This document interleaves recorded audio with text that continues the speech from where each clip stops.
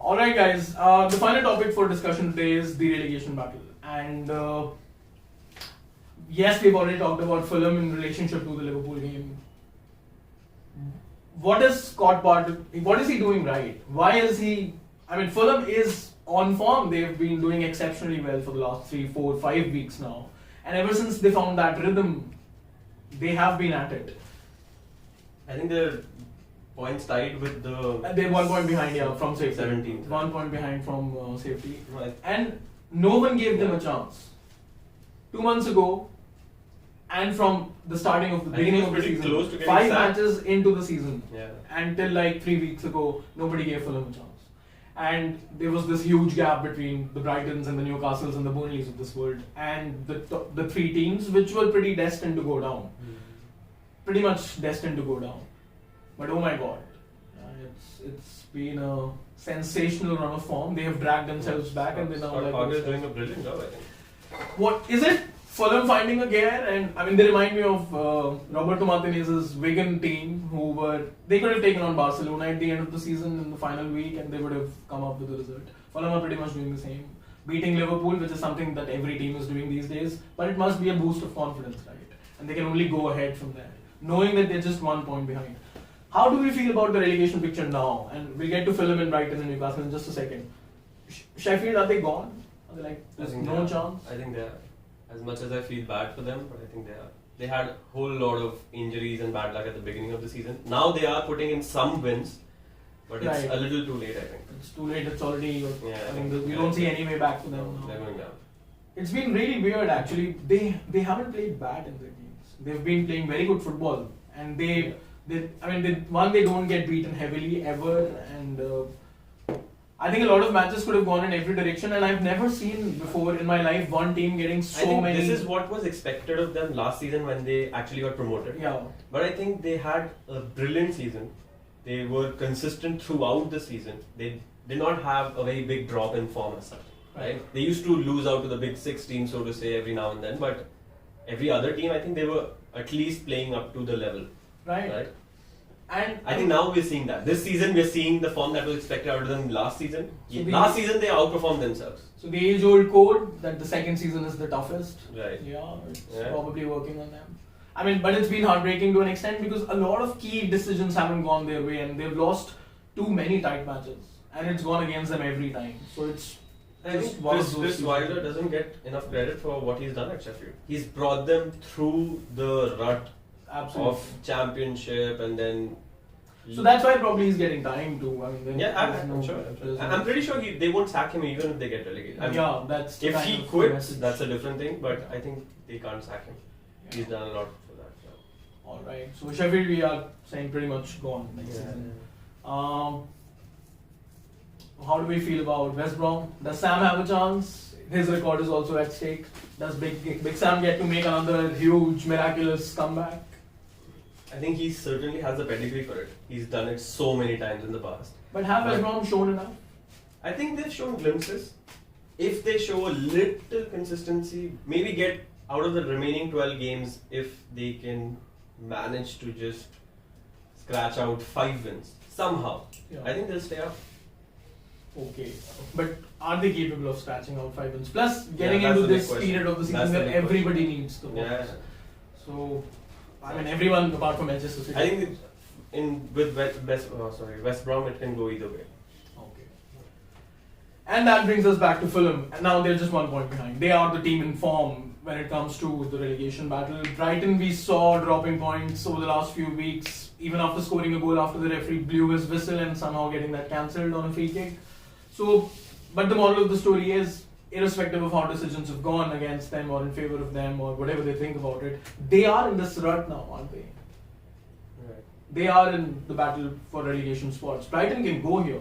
Yeah, of course. See, there is a very similar style of play I see between Brighton and Fulham. Right. The way they play, the way they try to hold on to the ball and stick to their philosophy, the way they want to play, even when they're losing. That's the good thing about both those teams. But in Brighton, I don't see that cutting edge. Yes, you're performing well, you're playing good football, but if you're not getting the results and you go down eventually, then I think right, because the purpose. See, they were saved by their last manager also. Yes, they lost 6 games at a row last season, and they just finished on the right side of the relegation zone. But they sacked their manager. What's his name? I don't forget. Neil Wardle? No. Anyway, so and then they chose Graham Potter by sacking somebody who's brought them up into the Premier League and made them survive for a while and help them stay a club legend in his own right. And they sacked him, and they chose this style of play. Correct. And last season, everybody was worried that this might get them in trouble, etc., etc. But Graham Potter has found a way of making sure that they stay in the Premier League and still continue to develop this method with additional signings of people like Lallana who come with a big pedigree. Yes, he's crossed a certain threshold in his career probably, but for a ball-playing team like Brighton, it was a valuable addition. Yes, he's had his injury issues, etc., etc. But they're still a very decent team. What is wrong with them? No, see, again, we're talking about the relegation battle. In that sense, I think Brighton are going to struggle because they're not getting results. Fulham are getting results. If we say if you want to speak about purely about the footballing style of play, according to that, I think Brighton are there in the top 10, the way they play. Even Fulham, the way they play. But at the end of the day, it's a result-based business. But yeah, they're not getting the results. I think they'll probably go down if Fulham keep playing the way they are playing. And I'm sure at this point in the season, the momentum that Fulham have, for example, I think that becomes key. I think the win against Liverpool would have been a huge morale boost for them. Of course. I mean, even though Liverpool are struggling, but look at it from a Fulham's player perspective. Absolutely. They're beating them at Anfield. Yeah. Right? Maybe they thought that we might have a chance here, but they couldn't have been sure about it, right? And 3 points from Anfield. We go down to play here in the field. We win a game. How do you feel? You feel so energetic. Yeah, you feel so positive. Absolutely. They're playing at that professional level, and I'm pretty sure it's going to give them a huge morale boost. So who gets dragged if Fulham come out? Is it Brighton? Are we worried about Newcastle? I think, yeah, exactly. I was coming to that. We haven't mentioned Newcastle. I think Newcastle are contender for going down. Yeah, Newcastle haven't really been fit playing. I can't see Steve Bruce playing any style of football. They're playing snatchy football. They're just somehow managing to take the ball from the opponent in a very scrappy way. There is no way. I don't see a system in terms of defending also. They just sit back, wait for either them to make a mistake, or maybe somebody has a bad touch, you run onto them, and then they try to put on the attack through Almiron or Joelinton. Usually they are inconsistent, not showing any signs of quality, and they've been poor, very poor. Is it the injury to their striker they signed from Bournemouth this season? I think Wilson, yeah. I think is that a key factor here? I think yes. They'll be missing Wilson for a while. The games they've won this season, I think Wilson has scored in almost every game. Right. Whenever they've won. And now that he's not been there. Yeah, they don't have a prolific scorer. They don't know how to get that end result. Because Newcastle have done this over the last 2-3 years. They lose a couple of matches, 3 matches in a row, and then they find a way to win another. The system that Steve Bruce plays, he needs a striker like Wilson, who can hold up the ball when it comes to him, and who can also finish when it's needed. He's a poacher, right? He's the poacher kind of a striker. He needs those balls into his feet, and he can finish, be at the right place at the right time. But that movement also that Wilson has is missing because he's not there. So I think we don't see anything from in the attacking third also from Newcastle, and they've been very poor. As much as I like Steve Bruce as a United fan, but are we worried about Burnley at all?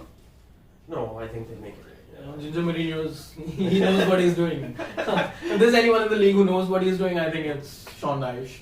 And he's been doing it for a few years. Yeah, now. and he always makes sure that you also know that what he's doing. Yeah. It's anyway. So we're worried about Newcastle and Brighton, and Fulham might be the one coming out of the relegation zone. Right. But we'll keep looking at it as it develops. All right, then. This has been a wonderful start to the first week, the first video for the first weekend analysis that we have projected. This is the 28th week of the Premier League matches calendar, the fixture schedule that has just been concluded.